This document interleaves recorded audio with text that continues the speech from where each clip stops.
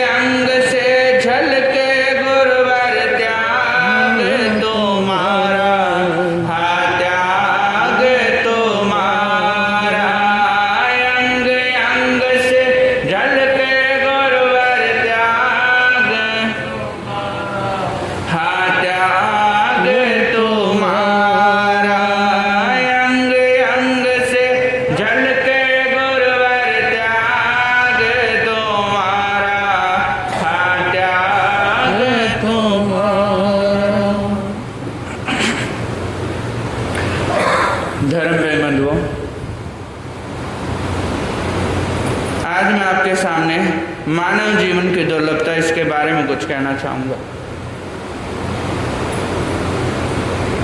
कहते हैं 4 गति 84 लाख जीवा योनि में घूमने के बाद में इस मानव जीवन की प्राप्ति होती है, और इतना भटकने के बाद में जब मानव जीवन की प्राप्ति हो और उसके बाद भी व्यक्ति इस मानव जीवन की कीमत को ना समझे, इस मानव चोले को पाकर भी यदि व्यक्ति भगवान का नाम ना ले, इस मानव जीवन को पाकर भी यदि व्यक्ति परोपकार के कार्य ना करे, यदि इस मानव जीवन को पाकर के व्यक्ति इस मानव जीवन को सफल ना करे, तो कहते हैं व्यक्ति 84 लाख जीवा योनि में भटकता रहता है। कहते हैं जो धर्मी व्यक्ति होता है, जो अपने जीवन में धर्म को, परोपकार को, दया को महत्वपूर्ण अंग बना लेता है, वो इस 4 गति 84 लाख जीवा योनि में भटकने से मुक्त हो जाता है। और जो व्यक्ति अपने जीवन में अधर्म को अपना लेता है, जो व्यक्ति अपने जीवन में पाप को अपना लेता है, वो बार बार इस 84 लाख जीवा योनि में घूमता रहता है, चक्कर लगाता रहता है और कभी भी इससे बाहर नहीं निकल पाता। कहते हैं एक चक्रवर्ती हुए हैं जिनका नाम था ब्रह्मदत्त चक्रवर्ती। उनके जीवन का एक प्रसंग है। एक बार वो अपने राज सिंहासन पर बैठे हुए थे, तभी उनकी राजसभा में एक ब्राह्मण प्रवेश करता है। ब्रह्मदत्त चक्रवर्ती ने उन्हें बड़ा आदर दिया, सत्कार दिया और अपने सिंहासन से उठकर उनके चरण स्पर्श करते हैं। ब्राह्मणोचित आदर सत्कार देकर उन्हें स्थान देते हैं बैठने के लिए, और उसके बाद स्वयं बैठते हैं और कहने लगे, हे ब्राह्मण देव, आपका मेरे महल में किस प्रयोजन से आना हुआ? अगर आपके मन में कोई इच्छा है तो आप निसंकोच होकर मुझसे कहिए, मैं हर संभव प्रयास करूंगा आपकी इच्छा को पूरा करने का।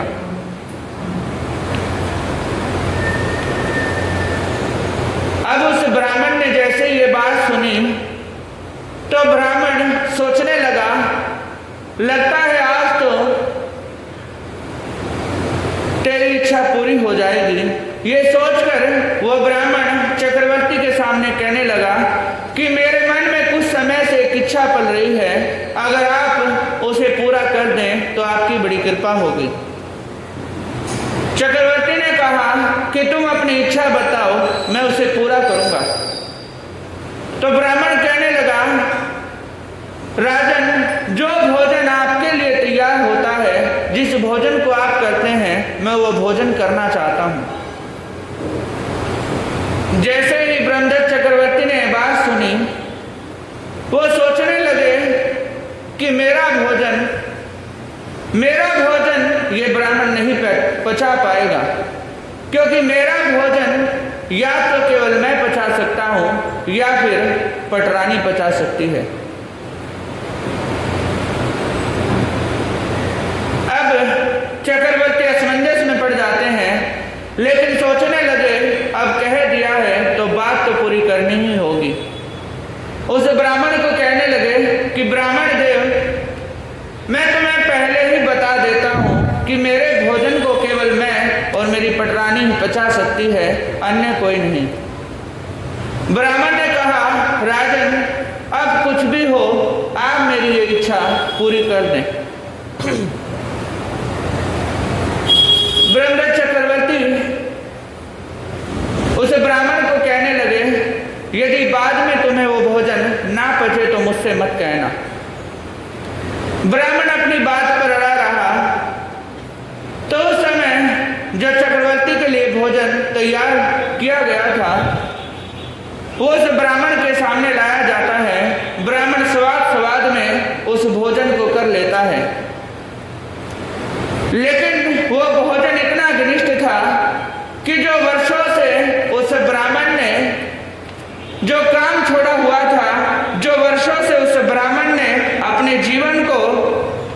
धर्म की ओर मुड़ा हुआ था, उस रात उसका दिमाग खुराफाती हो जाता है और उस रात वो सारे कर्म कर डालता है।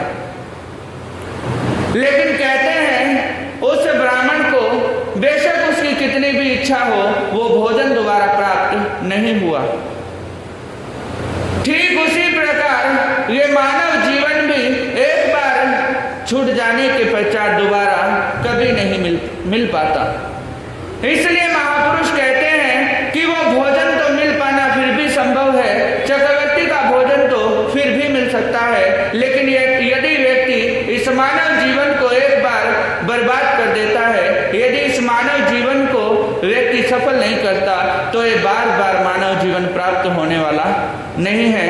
इसलिए मैं आप सभी से कहना चाहूँगा कि आपको प्रभु कृपा से ये मानव जीवन की प्राप्ति हुई है। इस मानव जीवन को सफल करने के लिए अपने इस जीवन में जितना आपसे बन पड़े ज़्यादा से ज़्यादा परोपकार के कार्य, ज़्यादा से ज़्यादा धर्म के कार्य करने का प्रयास करें और अपने इस मानव जीवन को सफल और सार्थक करने का प्रयास करें। इन्हीं भावनाओं के साथ ओम शांति।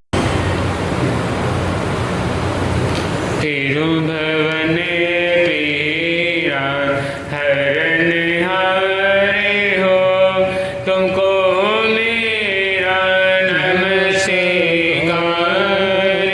जग के उज्ज्वल अलंकार, प्रणाम तुम्हेरा हर बार।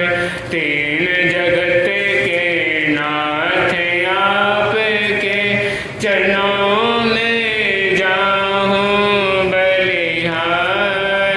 भवसागर के शोषण करता, तुमको वंदन बारंबार।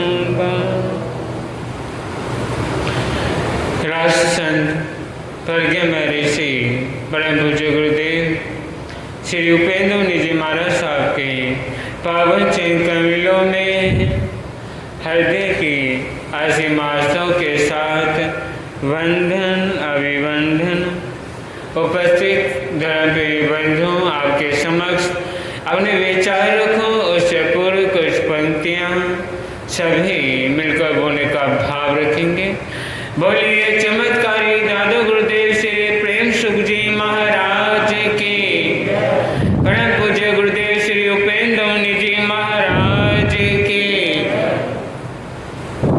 तेरे बिना गुरु जी हमारा नहीं कोई रे, तेरे बिना गुरु जी हमारा नहीं कोई रे, हमारा नहीं कोई रे, सहारा नहीं कोई रे,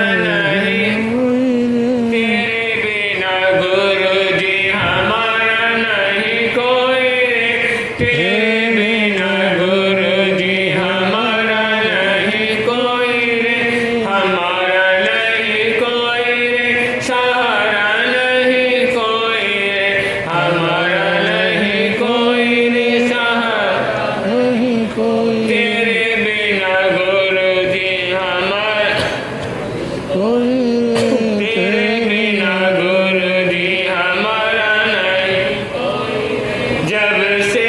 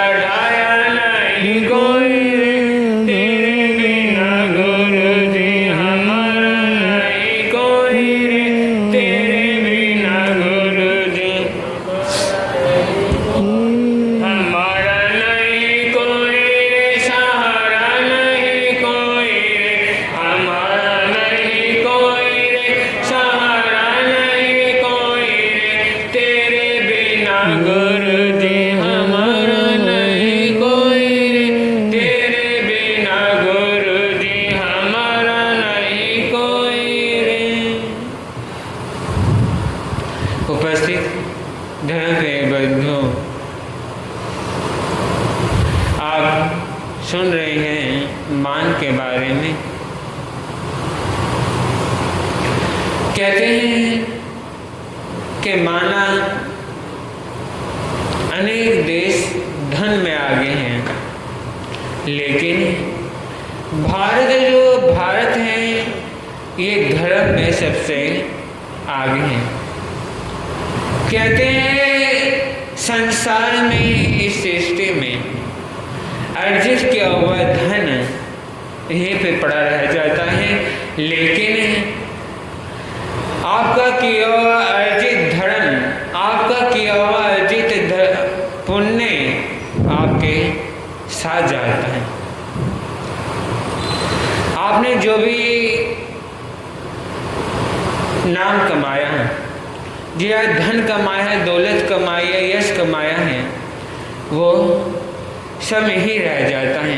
साथ क्या जाता है? आपका किया हुआ धर्म आपके साथ जाता है, आपका किया हुआ पुण्य आपके साथ जाता है। लेकिन आपने आज तक इतनी जिंदगी व्यतीत कर दी है, कर रही है, अब इस समय है, आपके पास वक्त है, लेकिन सही माने में कहते हैं उम्र किसको कहते हैं? उम्र बढ़ जाने से, समय बीत जाने से कोई धर्म नहीं होता। कहते हैं उम्र किसको कहते हैं? उम्र क्या है कि एक इंसान 50 साल का हो गया, 50-60 साल का हो गया, 70 साल का हो गया, लेकिन उस 70 साल में इंसान ने अपने जीवन में क्या किया है और क्या नहीं। कहते हैं एक बार एक युवा संत का किसी गृहस्थ के यहाँ जाना हुआ।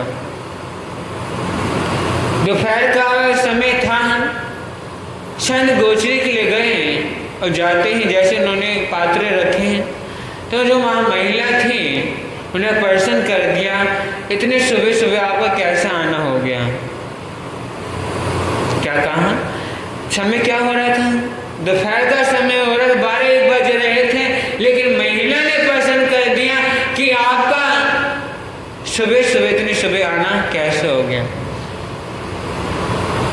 तो संत ने क्या कहा कि समय का भान नहीं रहा, समय का भान नहीं, इसलिए इस वक्त आना हो गया। तो संत ने प्रश्न किया कि आपके बेटे की उम्र क्या है? कि 12 वर्ष। आपके पति की उम्र क्या है? 6 वर्ष। वहाँ के ससुर की उम्र, के ससुर तो अभी पालने में झूल रहे हैं। अब उधर बैठे उस महिला के ससुर सुन रहे थे कि मेरी उम्र के क्या बता दी कि अभी तो पालने में झूल रहा है, पति की उम्र 6 वर्ष बता दी और बेटे की उम्र 12 वर्ष बता दी। एक ना झूठ क्यों बोल रही है? ये सरासर झूठ बोला जा रहा है कि दोपहर का समय हो रहा है, इनको क्या कर लग रही है कि सुबह हो रही है। संत के जाते ही उन्हें अपने पुत्र बुद्धू से पूछ लिया कि तुमने मिथ्या भाषण क्यों किया, तुमने झूठ क्यों बोला कि तुम्हारे पति की उम्र क्या है, तुम्हारे बेटे की उम्र क्या है, और क्या मैं तुम्हें पालने में झूलता हुआ नजर आ रहा हूं? तो उस महिला ने कहा कि आपको कोई शंका हो, कोई बात हो, जाकर संत से पूछ ले, अपने आप का आपको समाधान मिल जाएगा। फिर वहां गए और संत से पूछा कि आप हमारे घर गए थे? कि गए थे। तो आपने जो वहां बातें हुई मैंने सुनी कि बात का रहस्य क्या है, मैं जानना चाहता हूं कि आपने इतनी बड़ी मिथ्या भाषण, जो मिथ्या बात कही है, कैसे कह दी? तो संत ने कहा मैंने कौन सी मिथ्या बात कही? कि आपने जब मेरी पुत्र बुद्धू ने पूछा कि इतना आप दोपहर के समय आए थे, तो उन्होंने कहा इतना सुबह हो, इतने सुबह कैसे आना हुआ? तो आपने क्या कहा? समय का भान नहीं मिला। और उन्हें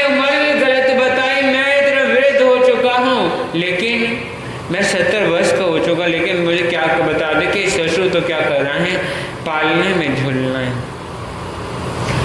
क्या कि आगे पूछने का मतलब था कि भौतिक रूप से आपकी उम्र बेशक क्या हो गई 70 साल की हो गई, लेकिन धार्मिक उम्र, धार्मिक तौर से आपकी उम्र कुछ भी नहीं है। धार्मिक तौर से अभी आप क्या कर रहे हैं, क्या कर रहे हैं, पालने में झूलने हैं।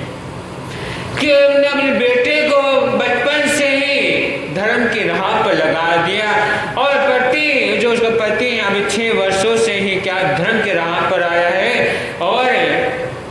और तुम अभी तुम्हें धर्म की राह पकड़ी नहीं, तो भौतिक रूप से आप उम्र गुजार रहे हैं। भौतिक रूप से आपने इतना मान कर लिया, मान के चक्कर में, यश के चक्कर में, धन दौलत के चक्कर, अभिमान के चक्कर में आपने इतनी उम्र गुजार दी, लेकिन धर्म की ओर आपने ध्यान ही नहीं दिया कि धर्म क्या है।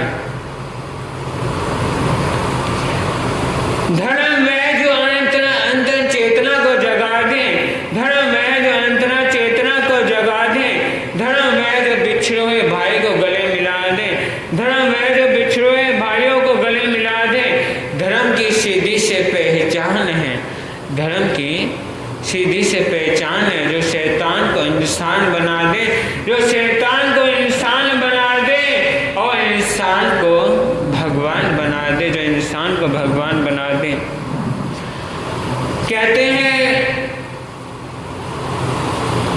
इंसान दूसरों पर उंगली उठा लेता है, उंगली उठा देता है, लेकिन कभी आपने सोचा कि अगर इंसान दूसरों पर उंगली उठा रहा है तो अगले के पास भी उंगली उठा सकता है। अगर दूसरों पर कमी है, दूसरों के अंदर कोई कमी है, तो कभी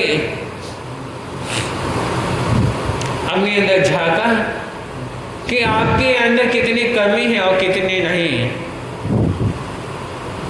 आप दूसरों की कमी निकाले, दूसरों की एक बार दूसरों की प्रशंसा करके देखे, दूसरों की तारीफ करके देखे, तो आपको भी वही तारीफ के गुण मिल सकते हैं। कि कर्म योगी श्री कृष्ण गुणानुगारी के नाम से क्यों जाने जाते थे? कि कृष्ण हर एक के अंदर कोई ना कोई गुण, कोई ना कोई ऐसे गुण देख लिया करते थे जिसके अनुसार उनको गुणानुगारी कहा जाता था। कहते हैं एक बार जब करें श्री कृष्ण की 1.5 लोगों की प्रशंसा की गई, तो एक देख के मैंने मान आ गई कि अभिमान आ गया कि मैं जाकर एक बार कर्म योगी श्री कृष्ण की परीक्षा लूं, क्या गुणानुरागी है या नहीं है। जब उनकी सेना के अपनी सवारी की ओर से निकल रहे, सब अपने हाथों के ओहदे पर बैठकर कर्म योगी श्री कृष्ण निकल रहे थे, तो एक देवता उनकी परीक्षा लेने के लिए एक मृत कुत्ते का रूप बनाकर बीच में पड़ जाते हैं। और इतनी दुर्गंध आ रही थी, दुर्गंध आ रही के पास खड़ा होना, क्या दूर से इतनी दुर्गंध आ रही, पास होने से निकलने में बदबू आ रही थी, लेकिन कर्मयोगी श्री कृष्ण की बदबू को ध्यान नहीं दिया। कहाँ बेशक एक कुत्ता कितना भी मृत पड़ा हो, कितना भी कुछ हो, लेकिन इसके दांत कितने सुंदर हैं। इतनी दुर्गंध आने के बाद भी कर्मयोगी श्री कृष्ण के मन में यह आया कि दांत कितने सुंदर हैं।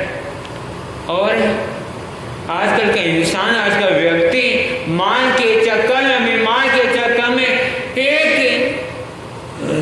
अवगुण के चक्कर में, एक दोष के चक्कर में इंसान को पूरा ही पूरा गलत क्या कर देता है, बता देता है, और खुद अपने अंदर नहीं झांक कर देखता कि इंसान के भीतर कितनी कमी है, खुद में कितनी कमी, कि अगर तेरे अंदर अच्छाई है तो दूसरों के अंदर भी अच्छाई हो सकती है। तो इसलिए कहना चाहूँगा कि धर्म पर अडिग रहें, और धर्म पर अडिग रहेंगे तो जीवन का कल्याण उत्थान हो सकता है। तो बोलिए महापंजा पर्वत बाल ब्रह्मचारी दादा गुरुदेव श्री भागवत जी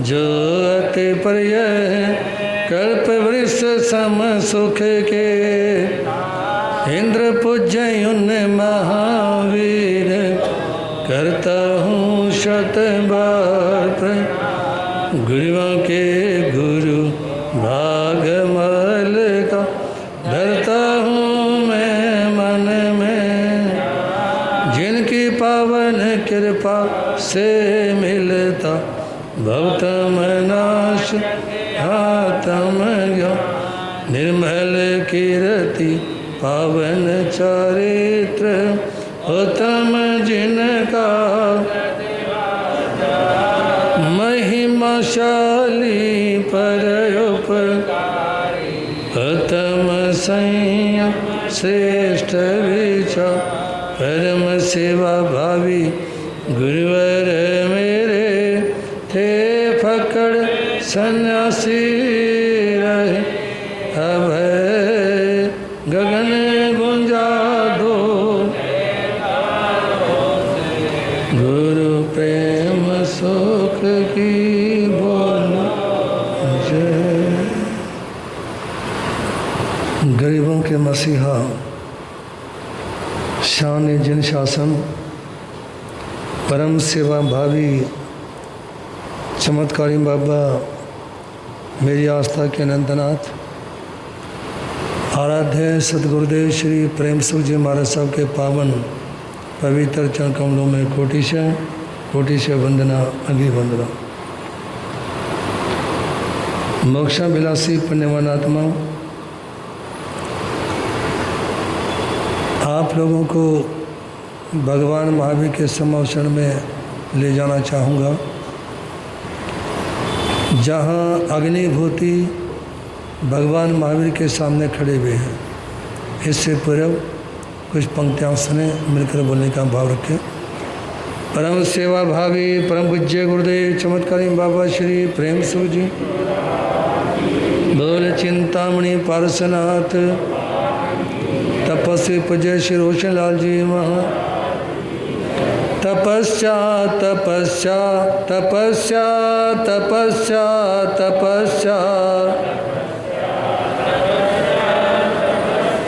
मिलकर बोलेंगे तपस्या तपस्या तपस्या तपस्या तपस्या। कहो कौन जीवन सफल है बनाती, कहो कौन जीवन, कहो कौन कर्मों के दल को खपाती, कहो कौन कर्मों के, कहो कौन चक्कर 84 मिटाती, कहो कौन, कहो कौन शिवपुर के सुख है दिखाती, कहो कौन तपस्या तपस्या तपस्या तपस्या तपस्या। कहो कौन झूला सुखों का झुलाती, कहो कौन, बोलो, कहो कौन माता सी ममता दिखाती, कहो कौन, कहो कौन नरकों के दुख से बचाती, कहो कौन, कहो कौन मानव को मानव बनाती, कहो कौन, तपस्या तपस्या तपस्या तपस्या तपस्या। कहो कौन कसती कसौटी पे तन को, कहो कौन कसती कसौटी, कहो कौन समता सिखाती है मन को, बोलो, बनाती सफल है जो भक्ति भजन को, बनाती, कहो कौन ऊंचा उठाती सुजन को,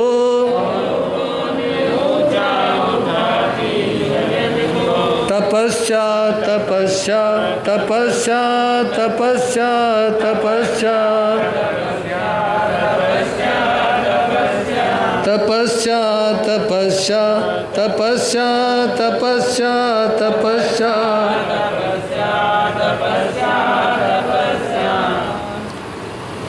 एक बार भगवान महावीर से पूछा गया, आत्मा को पावन पवित्र और शुद्ध बनाने के लिए क्या करना चाहिए? भगवान महावीर कहते हैं, तवेण परिशुद्धाई, तपस्या करने से ही आत्मा शुद्ध हो सकती है, और कोई मार्ग नहीं। इसलिए आप लोग भी ज़्यादा से ज़्यादा तप करने का भाव रखें, अपने मन से, अपने भावों से। कहने के बाद भी कर सकते हैं, और अपने ही मन से करेंगे तो और भी ज़्यादा अच्छा रहेगा। इसी के साथ परसों आप लोग सुन रहे थे, जिस समय इंद्रभूति भगवान महावीर के समोषण से लौट करके नहीं आए, तो उनके भाई अग्निभूति सोते में जाता हूँ, देख कर आता हूँ, वो लौट कर आए क्यों नहीं। जैसे ही अग्निभूति समोषण के मुख्य द्वार पर गए, भगवान महावीर ने कहा कि आओ अग्निभूति, तुम्हारा अभिवादन है। उसने देखा इंद्रभूति तो भगवान महावीर के समोषण में, उनके नज़दीक में सामने बैठे हुए हैं, 500 चेले भी मुंडित होकर के बैठे हुए हैं। उस समय भगवान महावीर कहते हैं, सुनो अग्निभूति, तुम्हारे मन में कर्म के अस्तित्व को लेकर के शंका है। जो विषय आप लोग शनिवार मतलब परसों सुन रहे थे, कर्म के अस्तित्व को लेकर के शंका है, कर्म है या नहीं है। उस समय भगवान महावीर कहते हैं, प्रत्येक समय तुम अपनी आंखों से देख रहे हो, कोई गरीब है, कोई अमीर है, कोई सुखी है, कोई दुखी है। ये सब कर्मों के प्रभाव से। किसके? ये सारा कर्म का ही प्रभाव है। इसलिए आप प्रत्येक समय देखते हुए भी कर्म के अस्तित्व को स्वीकार नहीं करते। उस समय भगवान महावीर की प्रेरणा मिलने पर अग्निभूति ने भगवान के चरणों में अपने को सुपुर्द कर दिया, समर्पित कर दिया, दीक्षा ग्रहण कर ली। लेकिन वर्तमान समय में जितनी भी दर्शन शास्त्र हैं ना, उनमें अक्सर एक चर्चा रहती है, यदि कर्म नहीं है तो अन्याय क्यों? यदि कर्म नहीं है तो संसार में बहुत सारे लोगों के साथ में अन्याय क्यों देखते हैं अपन? बहुत कुछ होता है। कई लोग कह देते हैं कि ज़्यादा से ज़्यादा मर जाएगा और क्या होगा, ज़्यादा से ज़्यादा मर जाएंगे और क्या होगा। लेकिन कर्म सिद्धांत ये कहता है कि मरने के बाद भी चैन नहीं मिली तो फिर कहाँ जाएंगे। लोग दुखी होकर कहते हैं ज़्यादा से ज़्यादा मर जाएंगे, कर्म ये कहते हैं मरने के बाद भी चैन नहीं मिली तो फिर कहाँ जाएंगे। कर्म शर्म नहीं करता कभी। कर्म ने तीर्थंकर भगवंतों को नहीं छोड़ा। हम और आप तो किस खेत की मूली हैं। कर्म नहीं बकसता कभी भी। कर्म तो जिस समय उदय में आता है ना, चाहे व्यक्ति चौराहे पे खड़ा हो, चाहे व्यक्ति अन्यत्र किसी भी स्थान के पर हो, कर्म जैसे ही उसकी स्थिति पूरी होती है ना, जितने काल की अवधि का कर्म बांध रखा है वो पूरी होते ही वो प्रकट हो जाता है। तो इसलिए आज संक्षेप में निवेदन करना चाहूँगा आपके सामने कि दर्शन शास्त्र के पर वर्तमान में बड़ी चर्चाएं रहती हैं, इसलिए हमारे को 3 दृष्टिकोणों से देखना होगा इस कर्म सिद्धांत और संसार को। सबसे पहली बात आध्यात्मिक और दार्शनिक।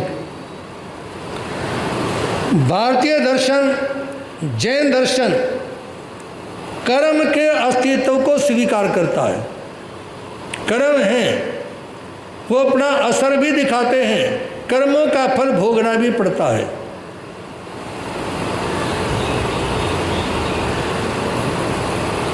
और जो बौद्ध दर्शन है वो कर्म के अस्तित्व को, कारण और प्रभाव को सिद्ध करते हैं, लेकिन वो कहते हैं प्रत्यक्ष में दिखाई नहीं देते। कार्य और कारण 2 शब्द हैं। कार्य और कारण से मतलब यदि कर्म है तो उनका असर नजर क्यों नहीं आता? अन्य पंथ बोलते हैं, भगवान महावीर ये बोलते हैं कि ये प्रत्यक्ष में दिखाई दे रहे हैं। जी, कर्मों का असर प्रत्यक्ष में दिखाई दे रहा है। और कार्य कारण की चर्चा करते हैं, भगवान महावीर बोलते हैं कि धुआं वही उठता है जहां आग जलती है। धुआं कहाँ उठता है? जहां आग जलती है वहां धुआं उठता है। इसलिए कार्य के पीछे ही, मतलब कारण के पीछे ही कार्य होता है। कोई कारण होगा तो कार्य होगा। कहते ना, एक डाली पर फूल खिले हैं, एक डाली पर कांटा, कोई तो कारण होगा।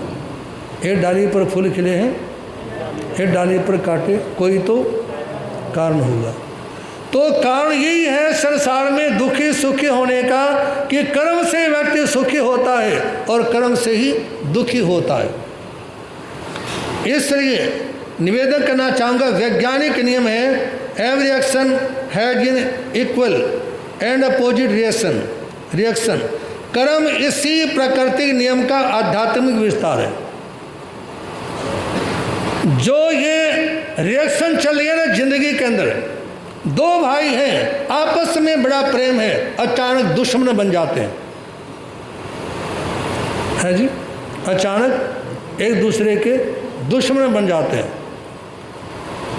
पिता पुत्र हैं, उनमें अपार गूढ़ स्नेह होता है, लेकिन अचानक विरोधी हो गए।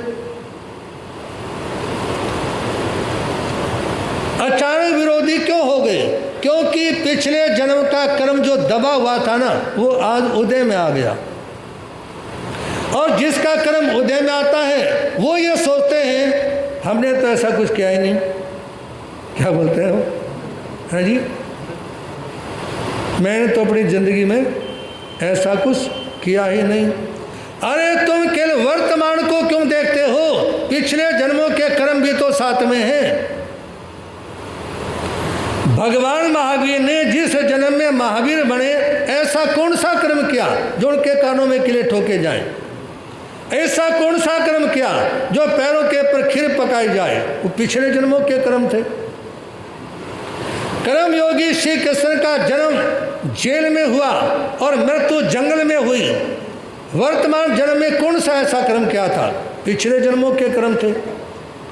राम को 14 वर्षों तक जंगलों में घूमना पड़ा, वर्तमान में क्या किया था? चलो एक सीधी से बात कर लेते हैं अपन। आप लोगों ने ये जो मनुष्य का चोला मिला ना, आपको जिस चोले को पहन के बैठे हुए हो मनुष्य जीवन में, आपने इस जन्म में मनुष्य बनने के लिए क्या किया? और बातें समझ में ना भी है तो समझ में आई जाएगी। आपने इस जन्म में मनुष्य बनने के लिए कौन सा कर्म किया है? मनुष्य बनने के लिए, मनुष्य बनकर नहीं, मनुष्य बनने के लिए आपने क्या किया? ये तो राजकुमार जी पिछले जन्म कितना सीखा, इस जन्म में क्या किया? पिछले जन्मों के कारण ही आपको मनुष्य जन्म, किसी को पुरुष का, किसी को नारी का, किसी को नपुंसक का मिला। किसके कारण? पिछले जन्मों के कारण। तो इसलिए निवेदन करना चाहूँगा आप लोगों के सामने, जैसे एक व्यक्ति रसोई बनाकर उसको खुद खाता है, इसी तरह से जो व्यक्ति कर्म करता है ना जीव, उसका फल भी उसी को भोगना पड़ता है। रसोई बनाने वाले ने रसोई को खुद ही खाया, इसी तरह से कर्म करने वाले ने कर्म का भुगतान भी है जी, कर्म का भुगतान भी करे कोई भरे कोई, ये मत सोच लेना आप लोग। कभी आप ये सोचे कि मैं कर्म करके छुप जाऊंगा। आप जितने भी हिंदुस्तान में घोटाले करने के बाद में विदेश में गए ना, वो कुछ दिनों के अंदर उठा के लाए जाने वाले हैं। जैसा समाचार पत्र में एक लाइन पढ़ी है कि जितने भी विदेश में गए हो ना, वो सब उनकी लाइन लगने वाली है। तो कर्म नहीं छोड़ता किसी को, कहीं भी चला जाए। महाराज जी बनने के बाद भी कर्म नहीं छोड़ेगा। कोई सोचे हुए चलो दीक्षा ले लो, कर्म छोड़ देगा। संतों को भी तकलीफ होती है, शुगर होती है, हार्ट की तकलीफ होती है, कैंसर अन्य बीमारी हो जाती है। क्यों? क्योंकि कर्म पिछले जन्म के उनके साथ भी है। कर्म तो उनके साथ भी है। तो इसलिए हमारे अवचेतन मन में मौजूद जो प्रवृत्तियां है ना, वो पिछले जन्म के कर्मों का संचय है। मन में जो अवचेतन मन में मौजूद प्रवृत्तियां,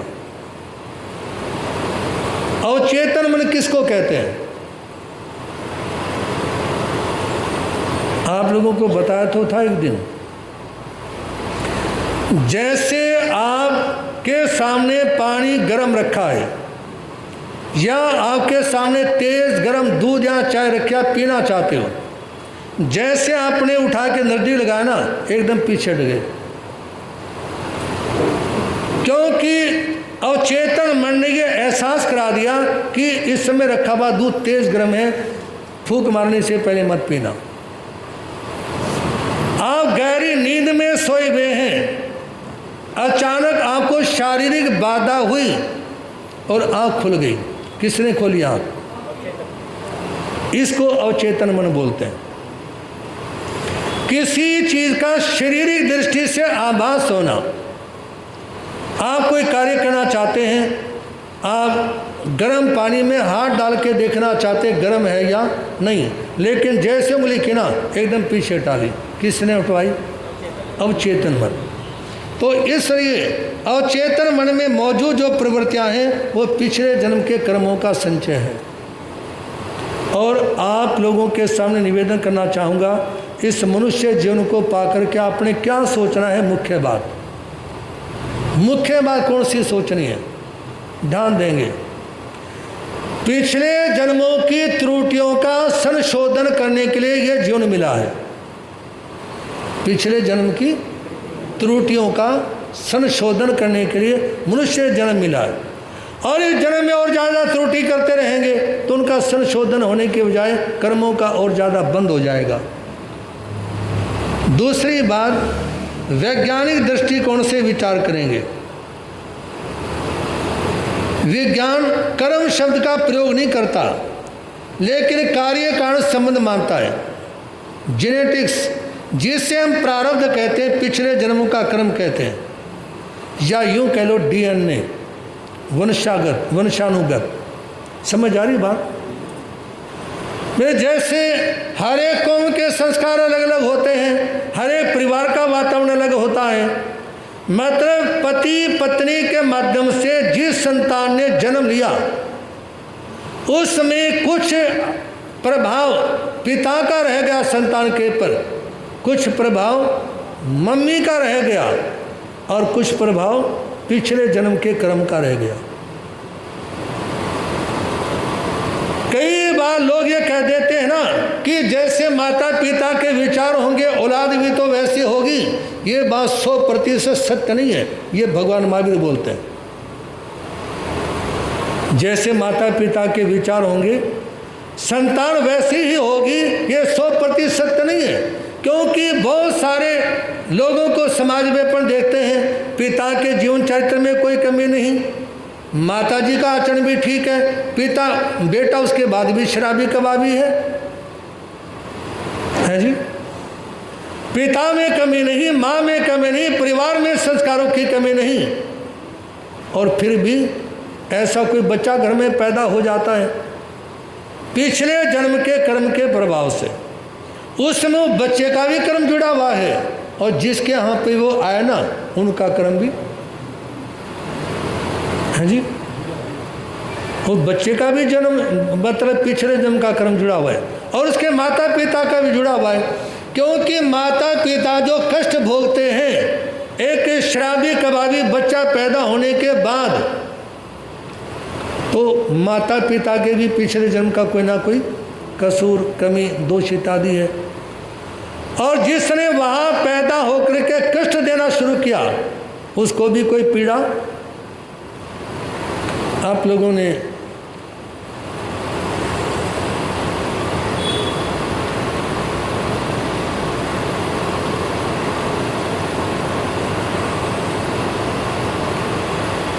सुना है कई बार, सत्यों में एक विजय नाम का लड़का था जिसकी शादी कलावती के साथ में हुई। कलावती सती हुई जैन धर्म के हिसाब से, कलावती के साथ शादी हुई। जब शादी हुई, इधर देखेंगे सामने जब शादी हुई ना, शादी करवाने के लिए 6 महीने से ज़्यादा की तपस्या की विजय ने। कलावती के पिता जैन थे। 6 महीने की तपस्या करने के बाद में शादी हुई और जब बच्चे का योग बैठा ना, ये था कि बच्चा आज हो जाए कल हो जाए, उसमें कलावती के दोनों हाथ काट दिए, दोनों हाथ काट दिए पति ने विजय ने, और जंगल में ले जाके काटे और वहीं छोड़ के आ गया। इधर से कलावती ने अपने इष्ट का स्मरण किया और वर्तमान में तो ऐसी दवाई भी है, यदि किसी का अंग कट जाए तो 8 घंटे के अंदर अंदर यदि सही उपचार मिल जाए ना, उसका कटा हुआ अंग भी जुड़ सकता है, चाहे बिल्कुल अलग अलग हो गया हो तो भी जुड़ जाता है। कितने सारे ऐसे केस हैं। तो कलावती के साथ भी ऐसा योग बैठा, हाथ जुड़ गए, बच्चा हुआ जंगल में ही। शुद्धिकरण के लिए जल में हाथ डुबाया ना, तो उसी से हाथ पूरे हो गए। और वो एक सन्यासी के पास बैठी। उधर से विजय ने सोचा देख कर आता हूँ।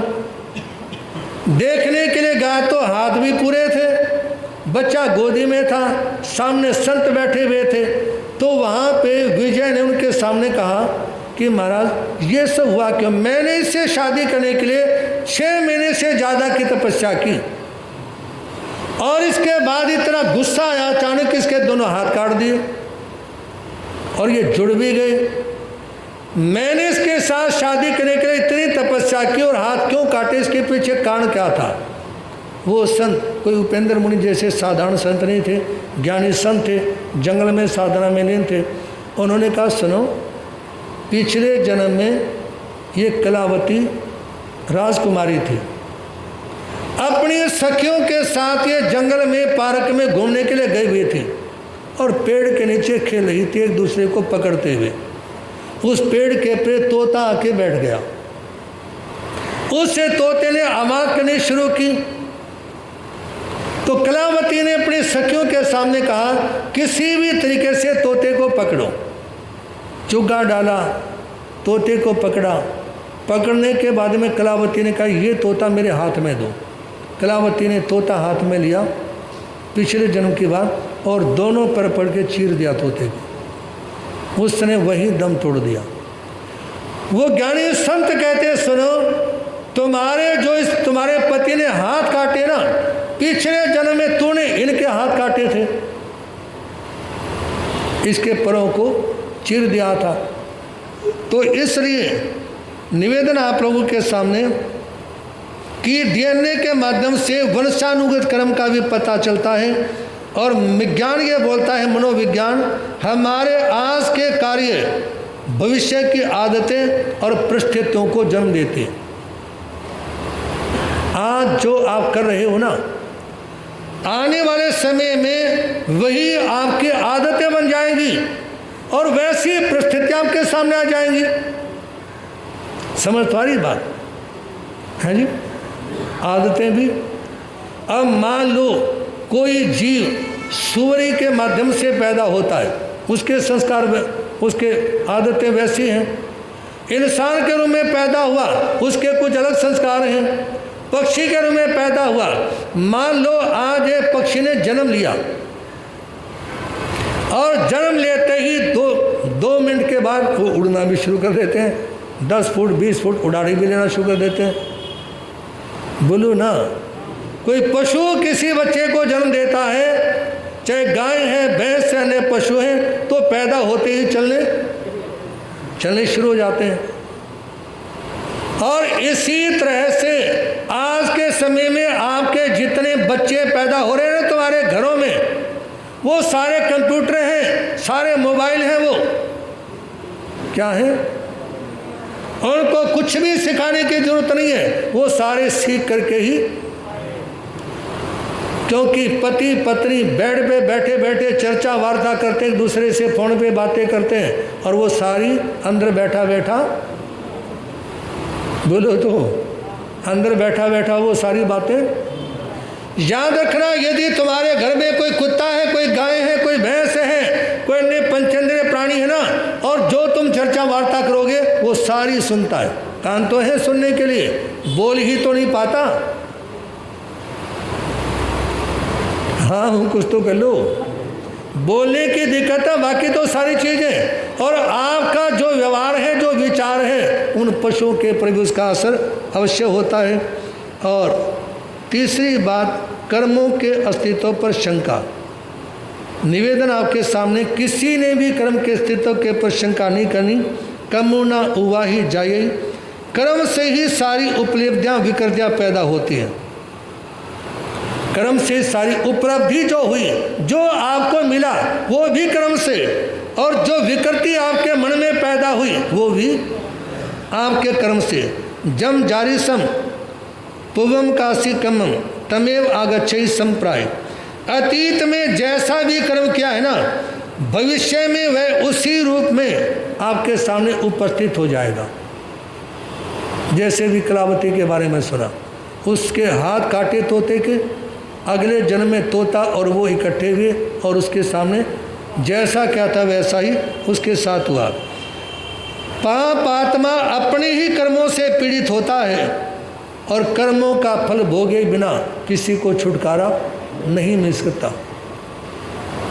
इसलिए निवेदन आप लोगों के सामने, बहु कमलेव लिताणम बो ही हुई शुद्धल्लाह तेसिंग। बहुत अधिक कर्मों से लिप्त आत्मा को बुद्धि प्राप्त नहीं होती। कर्मों से जो आत्मा बहुत ज़्यादा संलिप्त है ना, उसको जल्दी से बुद्धि प्राप्त। और संत सारे घरों में जाते हैं, प्रेरणा देते हैं प्रवचन में आने की, समाई करने की, लेकिन जो कर्मों से बहुत ज़्यादा लिप्त होंगे ना, उनके ऊपर कहने का कोई असर नहीं होगा। और जिनकी आत्मा कर्मों के भार से थोड़ी हल्की हो चुकी, वो एक बार कहते ही हाँ जी आने शुरू हो जाएंगे। सज्जनों, बस इस संबंध में इतना सा ही कहना चाहूँगा, जैसे धातु और पत्थर या मिट्टी आपस में मिले हुए ना, उसमें उस धातु को अग्नि में जला करके शुद्ध किया जाता है। जैसे सोना है, उसमें कुछ मिला हुआ है, तो सोने को अग्नि में जला करके शुद्ध किया जाता है। इसी तरह से जिन आत्माओं के साथ में कर्म लगे हुए ना, या आप ये चाहते हो कि मेरे कर्मों का छेदन भेदन हो जाए, तो आपको तपस्या करनी ही पड़ेगी। ये नहीं कि हमने कोई रिकॉर्ड बनाना है, लेकिन आप करोगे तो आपके काम आएगी। तो इसलिए इस कर्म सिद्धांत की ओर अपना मन देंगे। और ध्यान रखना, जैसे पानी में पड़ा हुआ पत्ता, जैसे पानी की झाग लगती है ना, वो उसी की तरफ तैरना शुरू हो जाता है। जैसे खाई में पड़ा हुआ पत्ता, जैसे हवा चलती है ना, वो तेज चलती हवा में कभी यहाँ गिरता है, कभी वहाँ गिरता है। बस इसी तरह से ये संसारी आत्मा भी इस संसार समुद्र में भटकते भटकते कर्मों के प्रभाव से कभी मनुष्य गति में जाके गिरती है, कभी त्रिंच में जाके गिरती है, कभी नरक में, कभी देवलोक में, 4 गति 84 जीवा योनि में यूँ भ्रमण चलता रहता है। बंदे तूने जन्म जग में बड़े पुण्यों से पाया है, बंदे तूने जन्म जग में लाभ तो उठा ले इससे हीरा हाथ में आया है, लाभ तो उठा।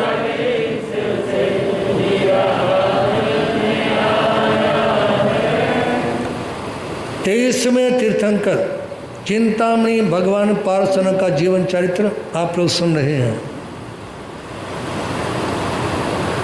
जिस समय महाराजा अरविंद अपनी महारानियों के सामने दीक्षा लेने की बात की और वो सभी रोने लगी। महाराजा अरविंद कहते हैं, सुनो, यदि तुम मेरा वियोग बर्दाश्त नहीं कर सकती तो तुम भी संयम को स्वीकार कर लो। बोल चिंतामणि पार्श्वनाथ भगवान। अंतःपुर से नृत्य उठाया अपने स्थान, बुलवाया है तुरंत ही अपना मुख्य प्रधान। सेनापति सामंत फिर नगर सेठ सुखकार, आए उनका कर दिया योग्य उचित सत्कार। और राजा अरविंद ने अपने रखे विचार, दीक्षा लेना चाहता तज करके संसार। पुत्र महेंद्र कुमार को सौंप दिया है राज, इनके सिर पर रख दिया मैंने मेरा ताज। उस समय अंतःपुर से निकलने के बाद राजा राजसभा में आए और सभी सामंतों की और सब लोगों की मीटिंग ली। और सबकी मीटिंग लेने के बाद में सभी सेनापति सामंत नगर सेठ इत्यादि का पहले सम्मान किया और उन सबको सम्मानित करने के बाद में अपने मन का विचार उनके सामने रखा कि अब मैं दीक्षा लेना चाहता हूँ और अपने ज्येष्ठ पुत्र महेंद्र कुमार को अपना उत्तराधिकारी घोषित करता हूँ। और ऐसा कहते हुए उन्होंने अपना मुकुट उतारा और महेंद्र कुमार के सिर के पर रखा और उन सब के सामने कहा कि सुनो, जैसे आप लोग मेरी आज्ञा में चलते थे ना, आज के बाद तुम महेंद्र कुमार राजा की आज्ञा में चलना। और उस समय राजा क्या मार्गदर्शन करते हैं महेंद्र कुमार का, ध्यान देना, क्योंकि आप भी तो अपने परिवार का मार्गदर्शन करते हैं। बेटे राजवृद्धि करने का रखना अपना ध्यान में, रैयत के हित में हित अपना सदा निरता योग नरे। जुआ और शिकर खेलने वाला विश्व में आ सकते, नहीं संभल पाता है उससे न्याय नीति वाला निरसक्त। मर्यादा का पालन करना रहना सागर समगंभीर, छोटे नाले खाले बेटे हो जाते हैं शीघ्र अधीर। जानवरी समृद्ध बुद्धि से वयोवृद्ध से लेना सी, जिसे लेना है उसको तो आदर देना रहता ठीक। हिंसा स्थित दुश्मन तीनों से सावधान रहना यत्न, दूरदर्शियों ने इसको ही माना राज्य नरेश का पन। काम क्रोध षड्रिपु दुनिया में नैतिक बल का करते हराज, सात्विक नैतिक धार्मिक बनकर करते रहना राज विकास। कहा महेंद्र कुमार सुनो, अपने राज्य की अभिवृद्धि करने का हमेशा विचार रखना। महेंद्र कुमार कहते पिताजी उसके लिए क्या करूं? कहा कि जो जुआ खेलने वाले हैं, सट्टा खेलने वाले हैं, ऐसे लोगों से दूर रहना और जिन मंत्रियों से सामंतों से तुम्हारा संपर्क करवाया ना, उनकी सलाह लेकर के चलना। न्याय नीति के साथ में चलोगे, मर्यादाओं में रहोगे और किसी से बेमतलब हंसी मजाक नहीं करोगे ना, तो तुम आगे बढ़ते रहोगे। और सुनो ध्यान से, चाहे कोई आयु से वृद्ध है, चाहे कोई ज्ञान से बुद्धि से वृद्ध है, उन सबको आदर देना। जो अपने से आयु में बड़े हैं, जो अपने से ज्ञान में बड़े हैं, वरिष्ठ हैं, उन सब का सम्मान करना, आदर करना। क्योंकि महापुरुष बोलते हैं अभिवादन शिलस्य नित्यम वृद्धौ सेविने, आयु विद्या यशोर बलम चत्वारि तस्य वर्धन्ते। यानी जो बुजुर्गों का सम्मान करते, इज्जत करते हैं, उनकी 4 चीज़ें बढ़ती हैं, आयु, विद्या, यश और बल। इसी तरह से तुम भी बुजुर्गों का सम्मान करना। और सुनो, 3 चीज़ों से सावधान रहना। हिंसा से दूर रहना, पराई स्त्री से दूर रहना और दुश्मन से सावधान रहना। हिंसा, पराई स्त्री और दुश्मन, इन 3 से सावधान रहना। रोती थी जो रानियाँ दिया उन्हें संतोष, मुझको लेने दीजिए अब दीक्षा निर्दोष। विरह सहा जाए नहीं तो लें दीक्षा साथ, सच्चा धार्मिक प्रेम है बाकी झूठी बात। उस समय महेंद्र कुमार को समझाने के बाद महारानियों की ओर मुँह किया और कहा कि सुनो, अब तुम मुझे दीक्षा लेने दो, और यदि मेरा विरह सहयोग नहीं होता तो तुम भी दीक्षा ले लो, क्योंकि संसारिक प्रेम झूठा प्रेम होता है। सच्चा प्रेम होता है आत्मा का आत्मा से संबंध। सच्चा प्रेम आत्मा का आत्मा से संबंध। धूमधाम से क्या महोत्सव दीक्षा लेने जाते हैं, या जगन को आज बहुत ही हीरे लाल लुटाते हैं। गाए जाते गीत मांगली मधुर मधुर स्वर चारों ओर, नहीं सुनाई देता है कुछ मचा हुआ दीक्षा का शोर। उस समय दीक्षा की घोषणा हुई, धूमधाम से दीक्षा का महोत्सव आयोजित किया गया। दीक्षा ठाट बाट कर से करवानी चाहिए सामान्य?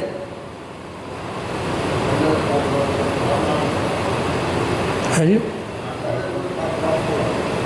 ये कह रहे पहले ठाट बाट से हुआ करती दीक्षा। जो जिसका दिल खुला होगा ना, वो तो कहेंगे ठाट बाट से होना चाहिए, और जो मुंजी होगा वो क्या कहेगा? है जी, जो 1-1 रुपया घिसा घिसा करके छोड़ता है वो कहेगा सामान्य होनी चाहिए। लेकिन ये धर्म प्रभावना का कारण भी बनते हैं दीक्षा इत्यादि। और दीक्षा इत्यादि लेने के बाद में ये भी जरूरी है कि दीक्षा लेने वाले के भाव यह कि जब घर छोड़ दिया तो अब उसके ओर मुड़ करके नहीं देखना, क्योंकि दीक्षा लेने के बाद यदि कोई ग्रस्त में चला जाता है तो जिंदगी नेस्तनाबूद हो जाती है, बर्बाद हो जाती है। सुख नहीं रहता पल भर का भी, पल भर का भी सुख नहीं रहता। 10वें का एक सूत्र में 2 चुलिकाएँ हैं, जिसमें एक में 18, एक में 16 बातें हैं कि यदि मन में ये कमजोरी आ जाए ना तो उन बातों को पढ़ लो, बस मन उसी समय स्वस्थ और मजबूत हो जाएगा। तो उस समय महाराजा अरविंद भी दीक्षा लेने की तैयारी करते हैं, और उस समय सारी नगरी में शोभा यात्रा निकलती है। और धीरे धीरे चलते हुए उद्यान के पास में आए और सारे राज चिन्ह उन्होंने हटा दिए।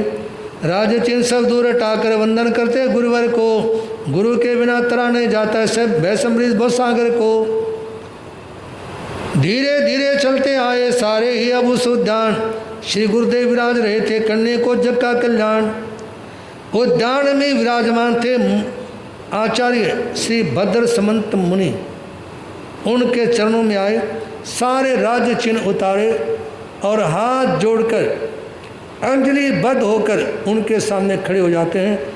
और उसके बाद आचार्य भद्र समंत उनको क्या संदेश देते हैं, कल की धर्म सभा में आप तो श्रवण करेंगे। कल प्रवचन में 8 से 9 बजे तक रहेगा, प्रवचन 8 से 9 बजे तक रहेगा। उसके बाद में थोड़ी बहुत जाप इत्यादि तो हो सकता है, क्योंकि पूज्य बनते श्री पारसम जी महाराज साहब का कल देवलोक हो गया और परसों उनका देवलोक हो गया। कल उनकी अंतिम शोभा यात्रा थी और हम भी वहाँ पे गए थे।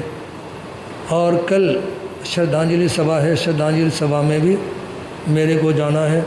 और हो सकता है इंद्रेश मणि सहदेव मणि यहाँ पर रहें या कोई साथ में जाए, किसी एक को या दोनों को, जैसे भी मौका होगा। लेकिन कल प्रवचन का कार्यक्रम 9 बजे तक रहेगा।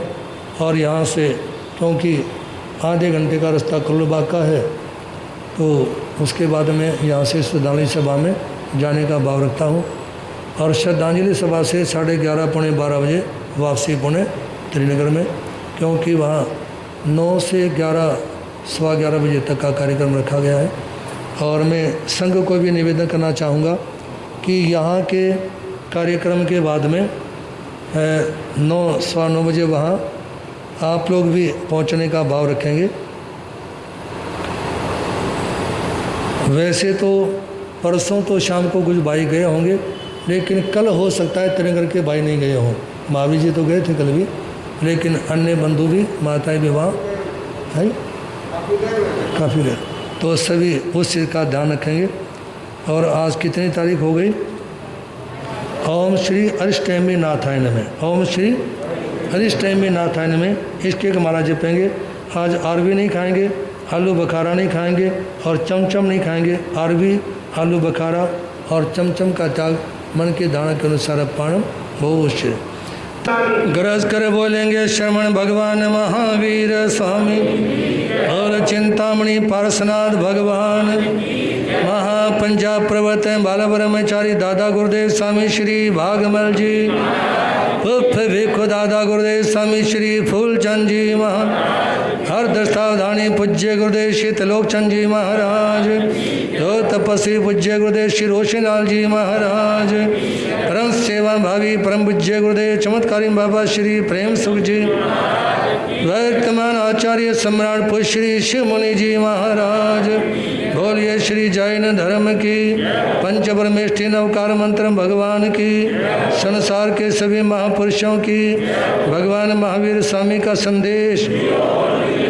श्री चतारी मंगलम मरियंतामूलम सिद्धामूलम सामूलम गेली बंदो धम्मूलम चतारी लोतमारियंतालोतमा सिद्धालोतमा सलोतमा केली पणतो धमलोतमा चतारी सनम भोज्यामि रंते सनम भोज्यामि सिद्धे सनम भोज्यामि साहु सम भोज्यामि केली पणतो धम्मो सनम भोज्यामि हरियंतों का शरणा, सिद्धों का शरणा, साधुओं का शरणा, दया धर्म का शरणा, ये चार शरण दुख